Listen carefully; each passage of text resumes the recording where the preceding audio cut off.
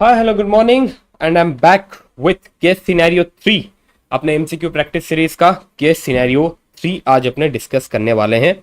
देखते हैं यहां पर क्वेश्चन क्या कहता है। Mister Kishan is engaged in following activities on agricultural land situated in India. Total area of the land is 5 एकड़। तो मिस्टर किशन करके अपने एक भाई हैं, उनका एग्रीकल्चर लैंड है, 5 एकड़ का एग्रीकल्चर लैंड है और उसमें वो कुछ एक्टिविटीज परफॉर्म कर रहे हैं। चलो एक्टिविटी नंबर 1 दैट इज और activity A. He grows samplings and seedlings in A nursery spread over 1 एकड़ लैंड। तो ये जो 5 एकड़ का लैंड है, आउट ऑफ दैट 5 एकड़ लैंड 1 एकड़ वाले लैंड में भाई ने नर्सरी ओपन कर रखा है। Cell proceed of which is 5 lakh. तो ये नर्सरी वाला जो बिजनेस है वहां से जो सेल प्रोसीड उनको आ रहा है वो है 5 lakh. Cost of plantation is 1,40,000। Basic operations are not performed for growing samplings और सीडलिंग्स। नेक्स्ट, ये एक्टिविटी 1 हो गया नर्सरी वाला बिजनेस। एक्टिविटी बी पे आते हैं। ही ग्रोज कॉटन इन 3 एकड़ लैंड। 3 एकड़ लैंड में भाई अपना कॉटन ग्रो करते हैं। 40% of cotton produced is sold for 4 lakh. तो जो भी वो कॉटन प्रोड्यूस करते हैं उसका 40% वो सेल कर देते हैं for 4 lakhs। Cost of cultivation of wheat is 2,25,000। तो ये जो 40% कॉटन, ये 40% कॉटन जो वो सेल कर देते हैं फॉर 4 lakhs, उसका कॉस्ट ऑफ कल्टीवेशन आपको दे रखा है 2,25,000। Cost of cultivation of balance 60% cotton is 3,37,500। Okay, तो 40% कॉटन का कॉस्ट ऑफ कल्टीवेशन आपको दे रखा है 2,25,000 एंड रिमेनिंग 60% का जो कॉटन है उसका कॉस्ट ऑफ कल्टीवेशन आपको दे रखा है 3,37,500। ओके सर, 40% कॉटन को तो वो एज इट इज सेल कर देते हैं उसके रॉ फॉर्म में फॉर 4 लाख। सर जो 60% कॉटन है सर उसका क्या करते हैं, शायद आगे दे रखा होगा, देखते हैं। मार्केट वैल्यू ऑफ सेम, किसके मार्केट वैल्यू का बात कर रहा है भाई? ये जो 60% आपका कॉटन है ना, जिसका कॉस्ट ऑफ कल्टीवेशन है 3,37,500, उसका मार्केट वैल्यू आपको दे रखा है, उसका मार्केट वैल्यू है 6 lakh. Which is use for the purpose of manufacturing of yarn. लो पता चल गया, जो रिमेनिंग 60% है, अब रिमेनिंग 60% को वो यूज करते हैं for further production of yarn.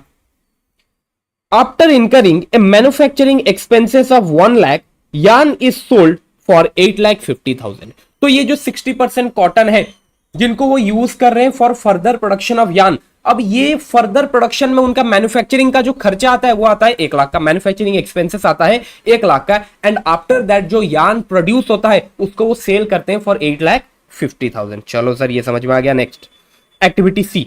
Okay, activity 1 sir, activity 1 तो एक्टिविटी ए वो तो था सर नर्सरी वाला। एक्टिविटी बी था सर कल्टीवेशन ऑफ कॉटन। अभी जो कल्टीवेशन ऑफ कॉटन, जो कॉटन कल्टीवेट कर रहे हैं 40% तो वो सेल कर दे रहे हैं इन its raw form for 4 lakhs and remaining 60% को वो यूज कर रहे हैं for further production of yarn. यहां तक सर अपने इतना पढ़े, अब अपने आ रहे हैं एक्टिविटी सी में। एक्टिविटी सी कहता है लैंड मेजरिंग 1 एकड़। अब जो रिमेनिंग 1 एकड़ लैंड है, 1 एकड़ यूज हो रहा था फॉर नर्सरी बिजनेस, 3 एकड़ आपका यूज हुआ for cultivation of cotton, and जो रिमेनिंग 1 एकड़ है उसका क्या कर रहे हैं वो अपने को बता रहा है। लैंड मेजरिंग 1 एकड़ is let out to mister Ramesh on monthly rent of 15,000। Mister Ramesh को वो रिमेनिंग 1 एकड़ लैंड रेंट में दे रखे हैं एंड मंथली रेंट है आपका 15,000 which is used by mister Ramesh as follows. कहां यूज कर रहा है भाई रमेश इस लैंड को? 50% of land is used for agricultural purpose and 50% of land is used for non agricultural purpose. ये आपको केस दे दिया। अब इस केस को बेस करते हुए आपको ये 5 MCQ सॉल्व करना है। चलो सर स्टार्ट करते हैं। सबसे पहला, what is the amount of income arising from activity A would constitute agricultural income in the hand of Mr. Kishan. तो अपना एक्टिविटी ए, सर एक्टिविटी ए क्या था? सर एक्टिविटी ए था अपना वो नर्सरी वाला बिजनेस। तो नर्सरी वाले बिजनेस से जो भी इनकम आ रहा है, कितना amount will form part of agricultural income? भाई nursery income is completely considered as your agricultural income. तो अगर नर्सरी बिजनेस से आपको कोई भी इनकम हो रहा है, entire income will be considered as your agricultural income and that will be exempt. तो सर अब मुझे बताओ, ये जो नर्सरी वाला बिजनेस है भाई का, ये नर्सरी वाले बिजनेस से भाई को कितना इनकम हो रहा है? सर सेल प्रोसीड अपने को दे रखा है 5 lakh and cost of plantation अपने को दे रखा है 1 लाख 40,000। तो भाई सर इनकम कितना हुआ, sale minus expenses. Sir sale है अपना 5 लाख का, अब उसमें से अपने माइनस कर देंगे एक्सपेंसेस, एक्सपेंसेस है आपका 1,40,000 का। इन दैट केस सर अपना जो प्रॉफिट है, सर अपना जो इनकम है वो आ रहा है 3,60,000। और ये जो 3,60,000 का इनकम आ रहा है सर, ये 3,60,000 का जो इनकम है, this income is from nursery business, that's why this income will be considered as your agricultural income and hence it will be exempt। तो अपने को पूछा है एक्टिविटी ए से कितना एग्रीकल्चरल इनकम आ रहा है, 3,60,000 एग्रीकल्चरल इनकम आ रहा है फ्रॉम एक्टिविटी ए। ओके चलो पहला क्वेश्चन खत्म हुआ। Next question, amount of income from activity B with respect to sale of cotton would constitute agricultural income और business income in the hand of mister Kishan.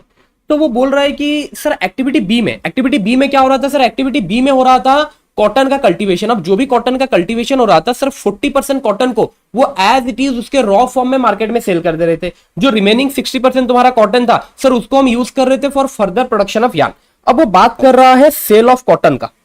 Cell of cotton, जो 40% cotton हम cell कर रहे थे raw form में, वो उसका बात कर रहा है। तो ये जो 40% कॉटन आप सेल कर रहे हो उसके रॉ फॉर्म में, इस ट्रांजेक्शन से आपको कितना एग्रीकल्चरल इनकम हो रहा है या फिर कितना बिजनेस इनकम हो रहा है वो आपको बताना है।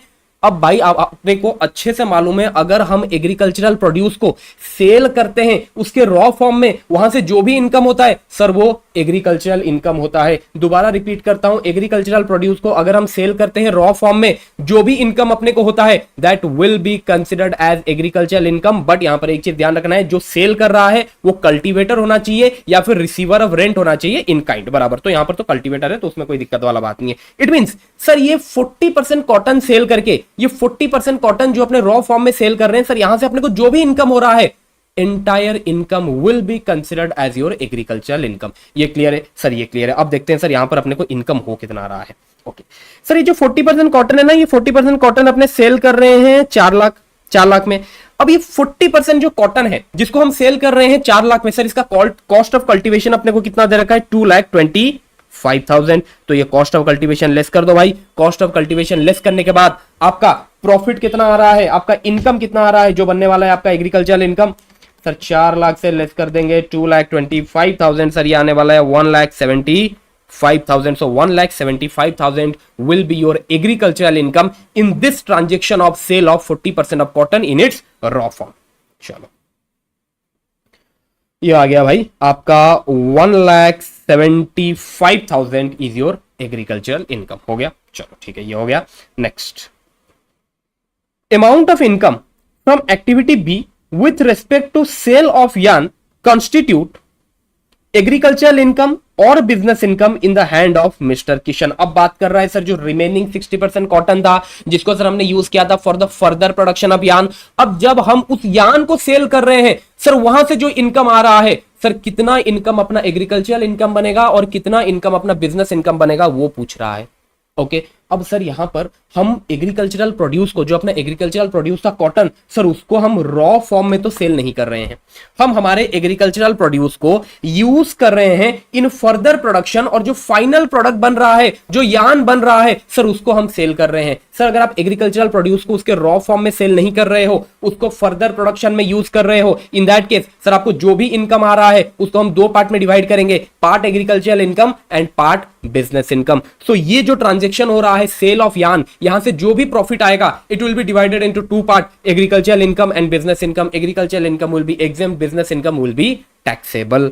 सो अब अपने को देखना पड़ेगा भाई कितना एग्रीकल्चरल इनकम बनता है एंड कितना बिजनेस इनकम बनता है। चलो सर सबसे पहले एक बार ये कैलकुलेट कर लें क्या सर, ये जो सेल ऑफ यार्न है, ये सेल ऑफ यार्न के चलते अपने को कितना प्रॉफिट हो रहा है, एक बार ये देख ले। चलो पहले वो एक बात देख लेते हैं, फिर अपने देखेंगे उसको कैसे सेग्रीगेट करना है। कर रखे हैं क्लास में इस टाइप के क्वेश्चन कर रखे हैं, ये स्टडी मटेरियल में ये जो आपका एक्टिविटी बी है ना, एक सिमिलर इलस्ट्रेशन था आपके स्टडी मटेरियल में, वहां पर था sugar cane and sugar. Okay चलो ओके तो अभी अपने देखते हैं सर ये जो सेल ऑफ यार्न अपने कर रहे हैं ना सर, यहां से अपने को प्रॉफिट कितना हो रहा है। सर यार्न अपने सेल कर रहे हैं 8 लाख में, यहां पर वर्किंग कर रहा हूं, ठीक है। अपने इस यार्न को सेल कर रहे हैं सर 8,50,000 में। सर इसके अगेंस्ट में खर्चा क्या हो रखा है सर, एक तो खर्चा हो रखा है आपका मैन्युफैक्चरिंग एक्सपेंसेस। कौन सा मैन्युफैक्चरिंग एक्सपेंसेस, कॉटन को यार्न में कन्वर्ट करने के लिए जो अपना मैन्युफैक्चरिंग एक्सपेंसेस हो रखा है सर, वो है 1 लाख का। सर उसको लेस कर देते हैं, बढ़िया। और सर ये यान हम बनाए हैं, ये जो यान हमने मैन्युफैक्चर किया है उसके लिए हमने यूज किया है 60% कॉटन, और ये 60% कॉटन का जो कल्टीवेशन का खर्चा है सर वो भी तो अपना एक्सपेंस है, उसको भी तो लेस करना है। 3,37,500। अब इन दोनों को लेस करने के बाद अपना प्रॉफिट कितना आ रहा है, अपना इनकम कितना आ रहा है? ये हो गया आपका 8,50,000। अब यहां से सर अपने को लेस करना है 1 लाख, और यहां से अपने को लेस करना है 3,37,500। तो अपना प्रॉफिट आ रहा है सर 4,12,500। अब सर इस प्रॉफिट को ना अपने को दो पार्ट में डिवाइड करना है। पार्ट एग्रीकल्चर इनकम जो एग्जेम्प्ट होने वाला है, पार्ट बिजनेस इनकम जो टैक्सेबल होने वाला है। सर पहले कैलकुलेट करते हैं agriculture income. Sir agriculture income कैसे कैलकुलेट करेंगे? ये जो 60% कॉटन है, ये 60% कॉटन का फेयर मार्केट वैल्यू क्या आपको दे रखा है? बिल्कुल सर, ये 60% कॉटन का अपने को फेयर मार्केट वैल्यू दे रखा है 6 लाख, बराबर। तो वो 6 लाख को ले लो भाई। अब ये 60% कॉटन को अगर आप फर्दर प्रोडक्शन में यूज नहीं करते तो फिर इसको आप मार्केट में सेल करते, और मार्केट में कितने में सेल करते? 6 लाख में सेल करते। अब इस 60% कॉटन का कल्टीवेशन के लिए आपका खर्चा कितना है सर? 3,37,500। अब ये खर्चे को लेस कर दो, this will be your agriculture income. So 6 lakh less 3,37,500, ये हो गया 2,62,500। This is your agricultural income. अब सर बिजनेस इनकम भी कैलकुलेट कर लेते हैं। सर जो अपना फाइनल प्रोडक्ट है, फाइनल प्रोडक्ट को सर हमने कितने में सेल किया है? सर फाइनल प्रोडक्ट को मींस अपना जो यान है सर उसको हमने सेल किया है 8,50,000 में। अच्छा सर खर्चा क्या हो रखा है सर? एक तो खर्चा अपना हो रखा है सर जो मैन्युफैक्चरिंग एक्सपेंसेस है वो 1 लाख का खर्चा हो रखा है, उसको लेस कर देंगे। नेक्स्ट सर ये जो आपने यान बनाया, ये यान बनाने के लिए आपने 60% कॉटन का यूज किया ना। अब ये जो 60% कॉटन है, ये 60% कॉटन अगर आप मार्केट से खरीदने जाते तो फिर सर आपको पड़ता वो 6 लाख रुपए का। That is your expense. तो अब उस 6 लाख रुपए को इधर से लेस करते हैं। अब उस 6 लाख रुपए को अगर अपने इधर से लेस करेंगे, इन दैट केस आपका बिजनेस इनकम आने वाला है ये 7 लाख। 7 लाख लेस हो जाएगा तो 1.5 लाख। 1.5 लाख बन जाएगा आपका बिजनेस इनकम। ये आपका एग्रीकल्चरल इनकम और ये आपका बिजनेस इनकम। क्लास रही, ये आपका बिजनेस इनकम बन गया। ओके अब ये वाला पार्ट है आपका टैक्सेबल और ये वाला पार्ट है आपका एग्जेम्प्ट। अच्छा अब इन दोनों को ऐड करके देखो, इन दोनों को ऐड करके देखो क्या ये आ रहा है? इन दोनों को ऐड करके देखो क्या ये आ रहा है? बिल्कुल आ रहा है। तो अब ये अपना जो टोटल इनकम था ना, ये जो अपना टोटल प्रॉफिट था आउट ऑफ सेल ऑफ यान, सेल ऑफ यान से जो अपना प्रॉफिट था, अब इस प्रॉफिट को, इस इनकम को हम दो पार्ट में डिवाइड कर लिए। Agriculture income PGVP income, agriculture income exempt, PGVP income taxable. तो देखो भाई कौन सा ऑप्शन करेक्ट है? सर अपने को करेक्ट ऑप्शन नजर आ रहा है, ये ऑप्शन बी अपने को करेक्ट नजर आ रहा है। चलो ठीक है, हो गया। अब नेक्स्ट क्वेश्चन क्या पूछता है?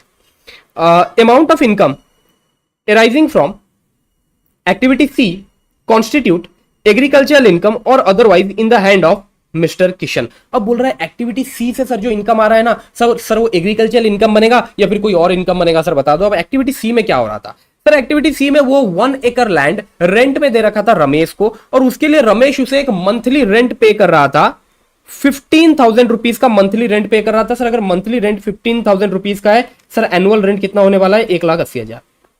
तो ये जो 1 एकड़ लैंड किशन ने रेंट में दिया रमेश को, उसके चलते रमेश किशन को रेंट पे कर रहा है एनुअली 1,80,000 का। अब ये जो रेंटल इनकम है, ये जो रेंटल इनकम है, ये कौन से इनकम कंसिडर किया जाएगा? क्या ये एग्रीकल्चर इनकम कंसिडर किया जाएगा या फिर इसको हम कोई अदर इनकम कंसिडर करने वाले हैं? अब देखो, जहां तक बात है renting of agriculture land in India का, अगर आप अपना एग्रीकल्चर लैंड जो इंडिया में है वो किसी और को रेंट में देते हो, इन दैट केस अगर वो लैंड एग्रीकल्चरल पर्पस के लिए यूज हो रहा है, इन दैट केस आपको जो भी रेंट रिसीव हो रहा है it will be considered as agricultural income. But अगर वो लैंड एनी अदर पर्पस के लिए यूज हो रहा है, in that case rent received by you from renting of a land will be considered as income from other sources. अब यहां पर बोल रहा है ये रमेश को जो लैंड अपने दिए हैं ना रेंट में, वो 50% लैंड यूज कर रहा है for agricultural purpose and 50% land वो यूज कर रहा है फॉर नॉन एग्रीकल्चरल पर्पस। तो फिर सर अपने क्या करेंगे? ये जो अपने को एनुअल रेंट मिल रहा है 1,80,000 का, सर 50% बनेगा अपना एग्रीकल्चरल इनकम 90,000, एंड जो रिमेनिंग 50% है वो बनेगा आपका income from other sources. This will be considered as income from other sources.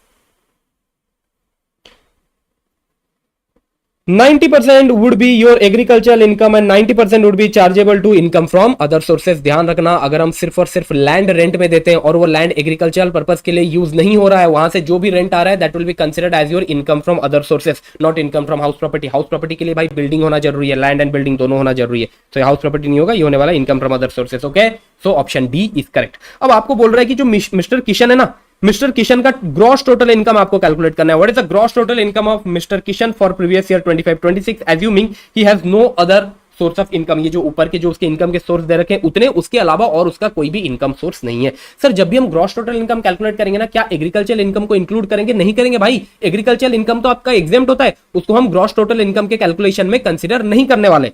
तो फिर सर एग्रीकल्चर इनकम को छोड़ के जो बाकी इनकम है सर उनको कंसिडर कर लो, उनको ऐड कर लो, that will be your gross total income.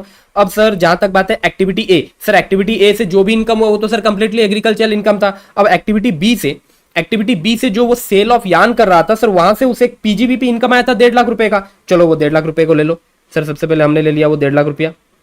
Okay, अब एक्टिविटी सी से जो उसे एनुअल रेंट मिल रहा था 1,80,000 का, आउट ऑफ दैट 1,80,000 90,000 को हम कंसिडर किए थे इनकम फ्रॉम अदर सोर्सेस, तो उसको ऐड करो। सो आपका ग्रॉस टोटल इनकम बन गया 2,40,000। So option A. I hope it is clear. So यहां पर अपना केस सिनेरियो 3 कंप्लीट होता है। सो एक बार आंसर चेक कर लेते हैं। CAB